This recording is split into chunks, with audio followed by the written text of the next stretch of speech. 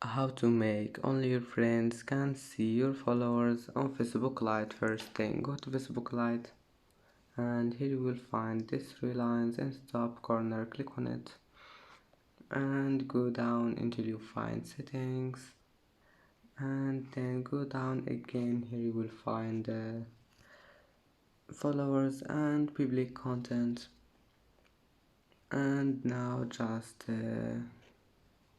here you will find who can see your followers. Just click friends,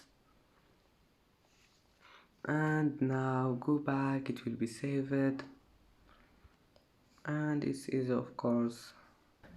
And that's it for today's video. If you like this video, please don't forget like and don't forget subscribe, and thank you for watching this video until the end, and see you in the next video.